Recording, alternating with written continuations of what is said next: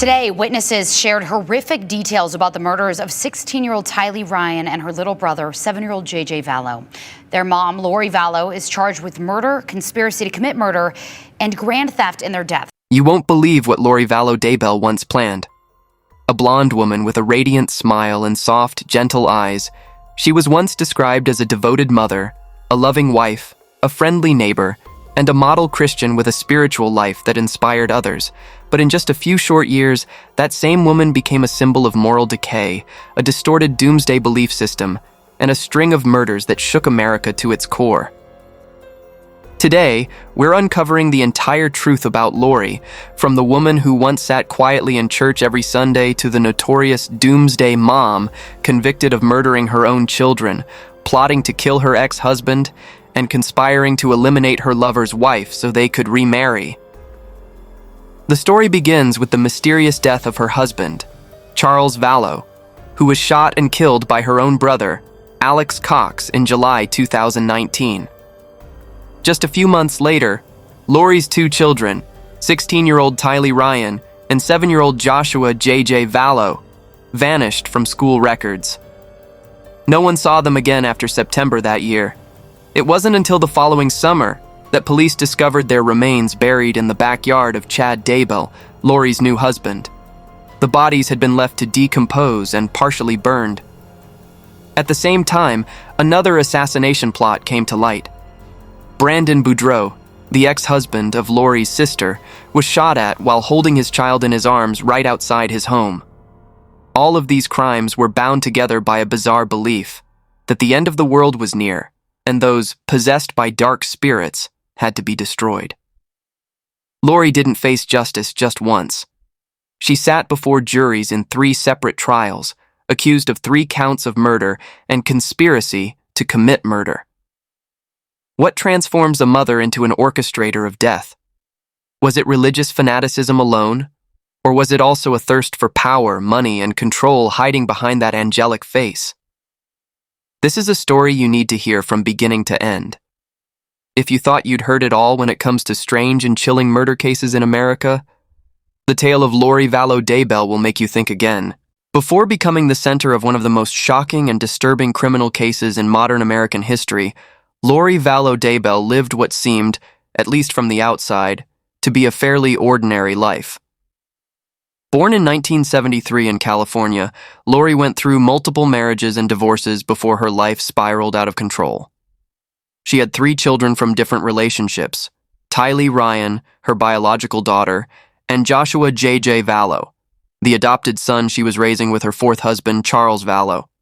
But everything began to unravel in 2018, when she crossed paths with Chad Daybell, a self-styled religious novelist with his own apocalyptic theology, who would become her 5th husband and partner in a string of horrifying crimes.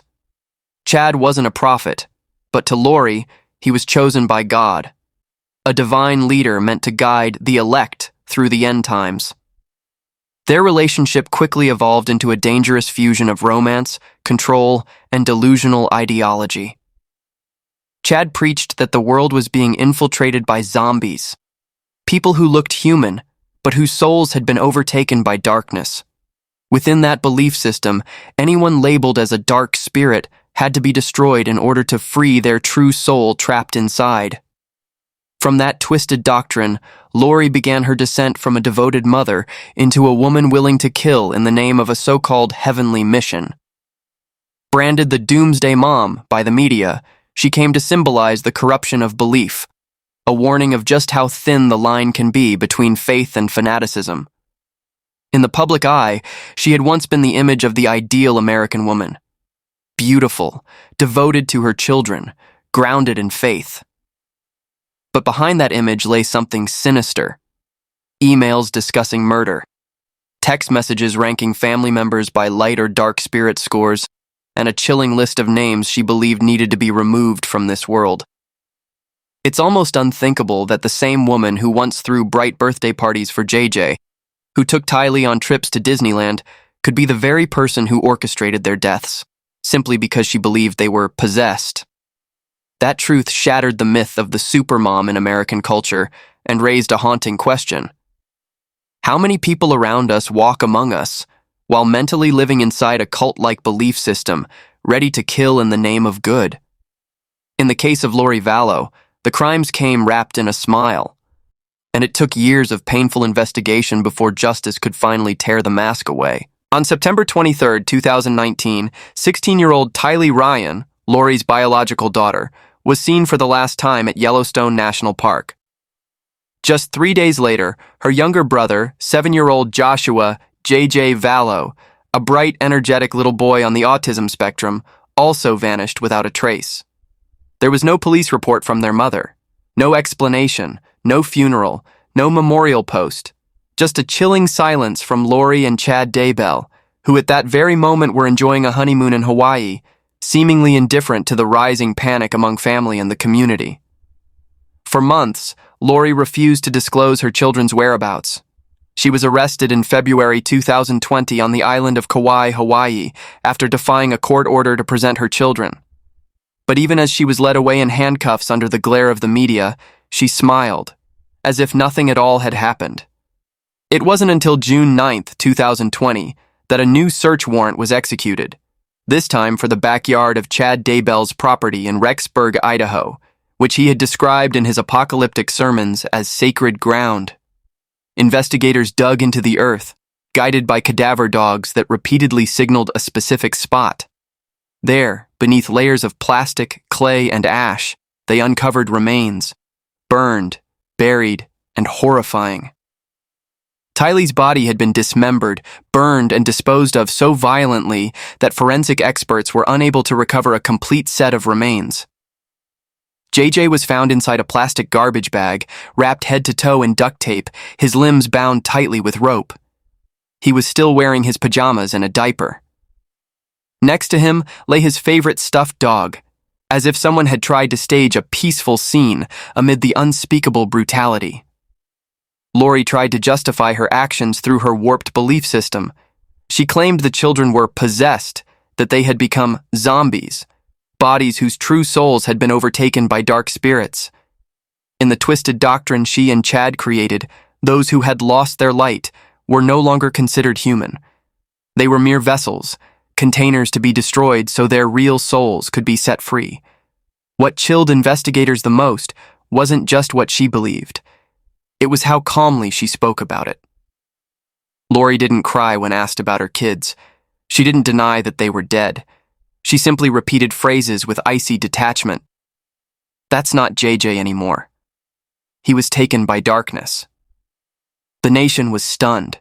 Media outlets called it the most heinous filicide in Idaho's modern history.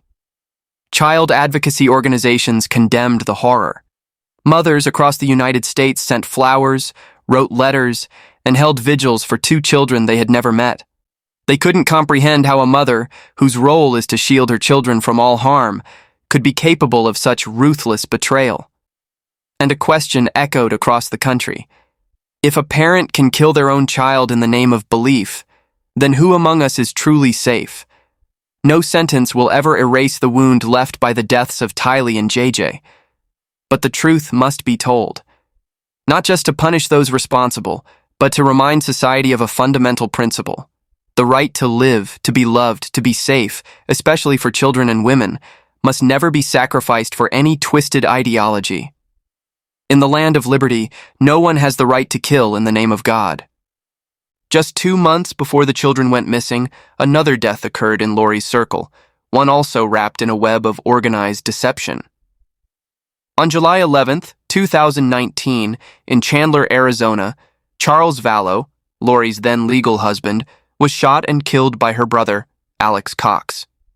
In his initial statement, Alex claimed he acted in self-defense during a heated argument, alleging that Charles attacked him with a baseball bat. But something didn't add up. After pulling the trigger, Alex didn't call the police right away. He waited several hours before contacting authorities. And when officers finally arrived, Lori appeared unnervingly calm. She had taken the kids out for breakfast at McDonald's, as if nothing had happened. What stood out most was the timing of the incident. At the time, Charles held legal custody of JJ, their adopted son, and he had already warned police that Lori was showing signs of mental instability. In a previous complaint, Charles said Lori had declared herself to be a divine being sent to rid the world of the possessed and had told him he would die soon for refusing to believe in the true God. Not long after, Charles was indeed dead, and his $1 million life insurance policy, which named his sister as the beneficiary, became a point of contention. Lori was furious upon learning she wouldn't receive the payout. According to text messages later recovered, she had referred to Charles as a level 3 demon. Only weeks after Charles's death, Lori moved to Rexburg, Idaho, the town where Chad Daybell lived. At that time, Chad still had a wife, Tammy Daybell, a quiet school librarian known for her humility and respected by neighbors. But less than a month after Lori arrived, Tammy died suddenly on October 19, 2019. Initially, her death was ruled natural, and no autopsy was performed. However, once the children's disappearance came to light and Lori and Chad's relationship became the focus of investigators, suspicions deepened.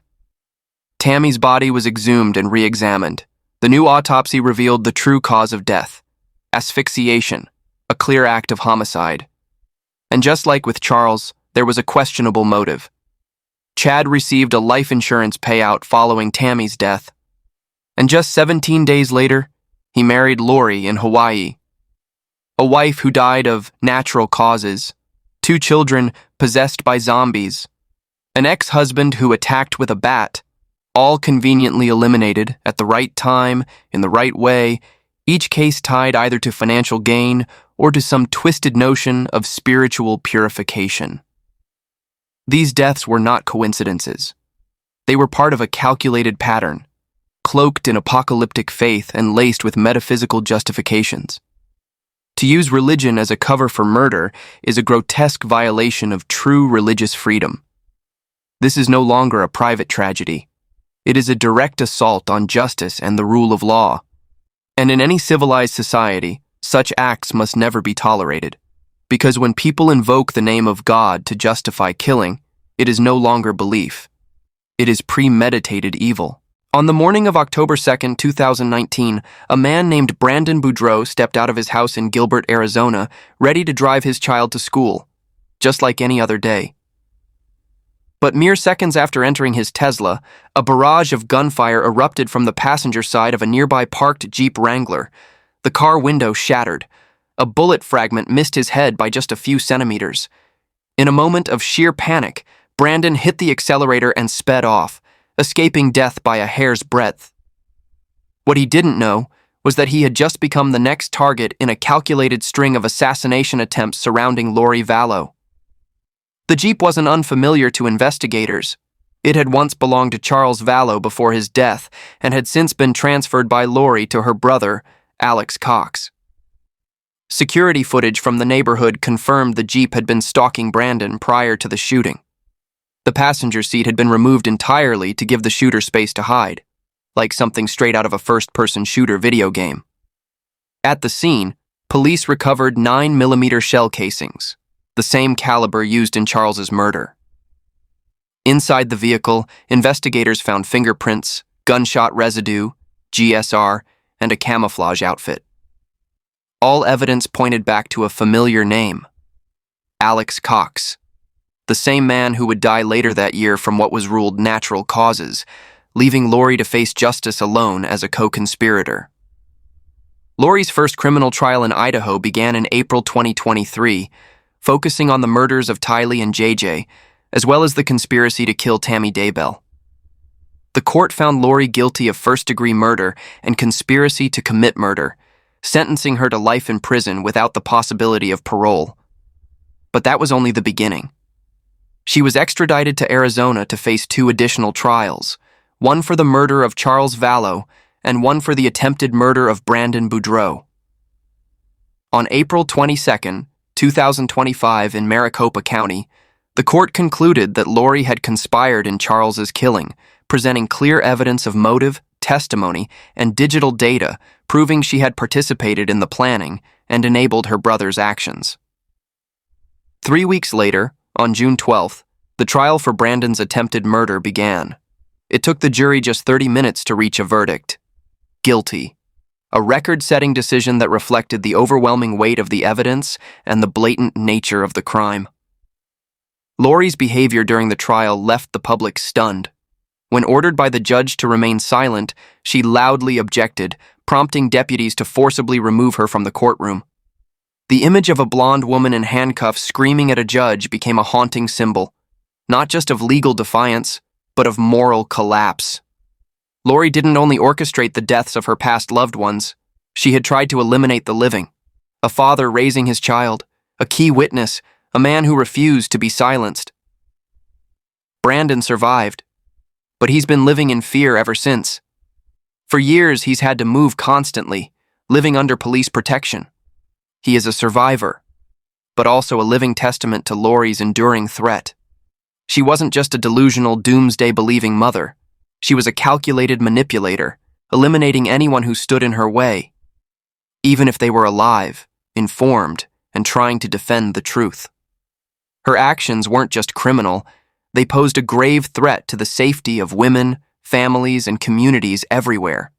No one, no matter what title they carry, be it mother, believer, or victim, should have the power to decide who lives and who dies.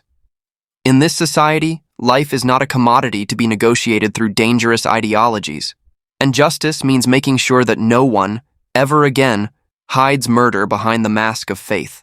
No criminal case exists in isolation. The Lori Vallow Daybell case is definitive proof of that. It isn't just about seeking justice for the dead. It's a test of the legal system, of society's trust in truth, and of the fundamental right to life for those deemed expendable through the twisted lens of a self-proclaimed group of the chosen. The evidence against Lori wasn't based on theories or emotion. It was an unshakable convergence of technology, witness testimony, and forensic science. From Lori's DNA found on weapon packaging, binding ropes, and JJ's toys, to gunshot residue, GSR, on Alex Cox's hands each time someone died. From cell phone GPS logs tracking Alex to the burial site, to neighborhood cameras capturing the seatless Jeep tailing Brandon. From Cash App transfers Lori sent to co-conspirators, to emails plotting murder recovered from Chad's accounts. Each piece was a puzzle fragment, and when assembled, it formed a picture that left no room for doubt, with Lori Vallow Daybell at the very center of it. In court, Lori repeatedly claimed innocence. She portrayed herself as a victim, manipulated, framed, misunderstood. At times, she invoked religious beliefs. At others, she said she didn't remember anything. But none of her words came with evidence. No one forced her to stay silent when her children vanished. No one ordered her to bury children's corpses or to stage a ritualized cremation and hide their remains in dirt. Her decisions, to conceal the truth, to marry Chad shortly after Tammy's death, cannot be excused by simply calling them misguided. What we must take from this case goes far deeper than the guilty verdict. First, it underscores the critical importance of protecting living victims. Brandon wasn't the only one to survive an attempted murder. But he is one of the rare few who dared to expose his would-be killer, something countless women and children cannot do because they're too afraid, too threatened, or simply not believed. Second, it is a stark warning about the exploitation of extremist faith. Belief is not a license to kill. No one has the moral authority to classify people as light or dark, then execute them under so-called divine command. That is a form of dangerous discrimination, no different from racism, sexism, or caste oppression. Third, it's a brutal reminder of the right to life for women and children. Tylee and JJ didn't die in accidents. They were murdered because their own mother saw them as vessels of evil and disposed of them like spiritual waste. No child deserves a death like that. No woman, like Tammy Daybell, should be reduced to collateral damage in a husband's quest for a cleansed new marriage. And finally, this case reveals the danger of those who believe the law does not apply to them, because they answer only to God. Such claims are not expressions of faith, they are direct assaults on justice. They undermine the rule of law, destabilize our moral framework, and embolden those who think violence can be sanctified. Justice must be executed, without bowing to faith, without being blinded by titles. Only then can the innocent be protected and the guilty have nowhere to hide. The Lori Vallow case is not just a criminal conviction. It is an uncompromising declaration. Morality cannot be hijacked by delusion. Every crime must be called by its true name and judged accordingly. From July 2019 to June 2025, a series of heartbreaking deaths, cold-blooded plots, and shocking courtroom trials gradually exposed the true face of Lori Vallow Daybell. A woman once seen as a devoted mother, now a symbol of fanaticism and cruelty. Her husband, Charles Vallow, was shot and killed on July 11, 2019, under the guise of self-defense, carried out by her own brother. On October 2, 2019, Brandon Boudreaux, the ex-husband of Lori's sister, was ambushed with a 9mm firearm but miraculously survived. Less than 3 weeks later, on October 19th, Tammy Daybell suddenly died of what was first deemed natural causes, only to later be exhumed and confirmed as a victim of asphyxiation. And then, the most haunting blow, 2 innocent children, Tylee Ryan and J.J. Vallow, were declared missing in September that same year. Their bodies were discovered buried in Chad Daybell's backyard on June 9, 2020, after nearly 9 months of horrifying silence from their own mother. After nearly 5 years of investigation, Lori was tried and convicted in a series of trials. In April 2023, sentenced to life without parole for the murders of her children and Chad's wife. On April 22, 2025, found guilty of conspiring to murder Charles Vallow, and on June 12, 2025, the jury took just 30 minutes to convict her of the attempted murder of Brandon Boudreaux. A string of convictions, yet still not enough to erase the immense loss suffered by the victims and their loved ones. There can be no forgiveness for crimes like these. There is no gray area between good and evil when someone buries their own children and calls it liberation. We must not soften our resolve in the face of religiously masked excuses. The law must be the ultimate boundary, and in any circumstance, zero tolerance for crime. That is the only way to protect the vulnerable, especially women and children, from those willing to kill in the name of light. We offer our deepest condolences to the families of Tylee, JJ, Charles, Tammy, and Brandon. No verdict can undo the pain, but society can learn from this tragedy and ensure it is never repeated. Each of us in the community has a responsibility to stay vigilant, to speak out, and to demand justice. Not just for those already gone, but for those still living in fear.